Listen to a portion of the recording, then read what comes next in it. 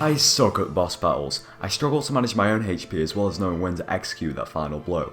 But yes, cute. Some of these bosses end up being adorable and I don't want to hurt them. Or they might have been sacrificed to save the world. I especially suck at these bosses as I don't want to beat them. Here are the top 5 bosses I didn't want to kill. My Emperor! I failed you! Yoshi's Story came out 2 years after Yoshi's Island, where we were faced off with the scary, challenging final boss of Baby Bowser. The intimidation levels were then turned to the minor scale, one of gaming's easiest first bosses, Cloud and Candy. Look how happy this Cloud is! It's the ruler of a world of clouds, and it's confident that nobody can take it down, and it's basically like cotton candy. You'd love to be cotton candy, it's so soft and fluffy. But before less licks than a lollipop, Yoshi has reduced this gargantuan to nothing. Literally nothing, not even joining the other clouds as vapor. Where has its feet gone? They matched Yoshi's shoes! It didn't even stand a chance. It could just jump. Talk about unfair. Then years later, the now unemotional Cloud and Candy was joked around being in Smash, but I feel Cloud and Candy would just explode again if he tried to limit break. On the matter of puns, I can't destroy a good pun either. But then again, isn't every Nintendo boss a pun? I failed you! Well, maybe not every. I'm an optimist when it comes to pessimism, but even Shia LaBeouf couldn't motivate the negative man.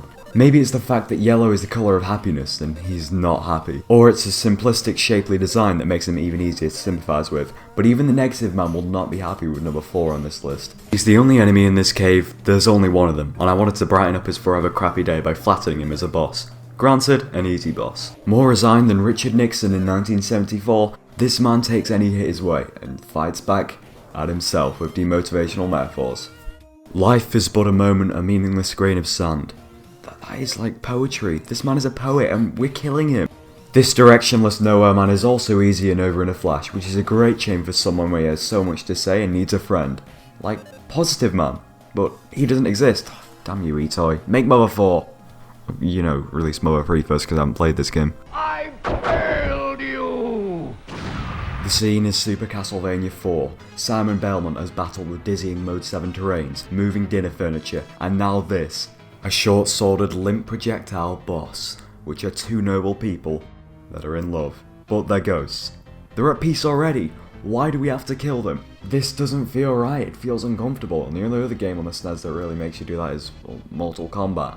But not on the SNES because there's no blood in it. It comes at a time where you faced harder bosses earlier in the game as well. It's almost as bad as killing a ghost baby Chauncey in Luigi's Mansion, but there's 2 of them. They're relatively manageable to dodge, so why can't we just move on? I don't want to kill ghosts, and I don't want to kill love. The edge is just too much for me in that sentence.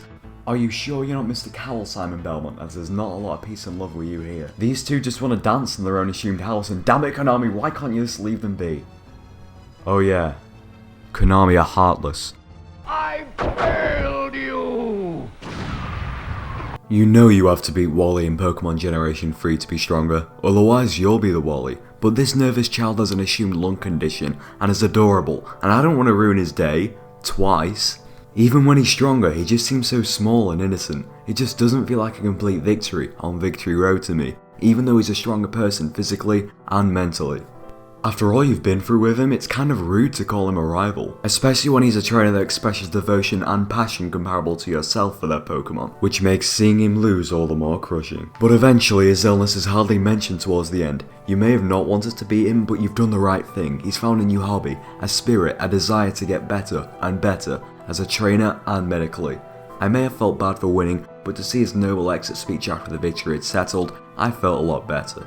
Inspiring myself to move on to the Elite Four even though I really didn't want to beat him. It may have had a happy ending for a change, but its emotive impact of how much he beats himself up over poor results and the friendship between us made me just want to shake his hand at Victory Road and move on, not sweeping him with my team 20 levels higher than him.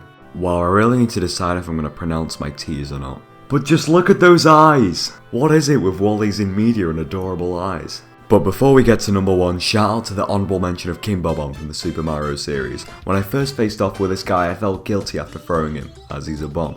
It was only a matter of time before he would explode. Then I realised most bosses just kind of fade away. At least he's going out with a bang. No.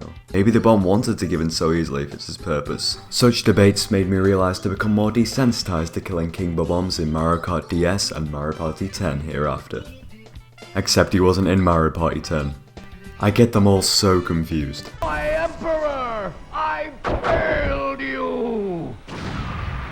Undertale introduced to the mainstream the dynamic of negotiating with bosses to spare them rather than just mercilessly killing them. The raw option of this coming into one of recent times' most popular games stands out, and made me question every boss whether I wanted to kill them or not, or even enemy. Heck, it inspired this whole list. It would be a disservice not to put any Undertale boss at number 1. Now, I've only played up to Toriel in Undertale, but even then I know you're facing against unique species that probably live content lives before the events of the game, and Toriel is visibly happy. And I'm feeling a lot of happiness as well, as we can spare the trouble of their potentially unjust deaths and still move on. If I spare Toriel, there's a feeling of relief. She's caring, motherly, hitting it right in the feels for me when the way you attack opponents in this game is through a heart. I just hope the fun doesn't end here. I don't want to just kill bosses for the sakes of killing bosses. Game companies can get lax and just add bosses to pad out lengths of the game. They can just appear out of nowhere, but because of their appearance, ooh look, evil, gotta rip into shreds. Now our boss fights could come with reason rather than treason, and I have to thank any Undertale boss for that.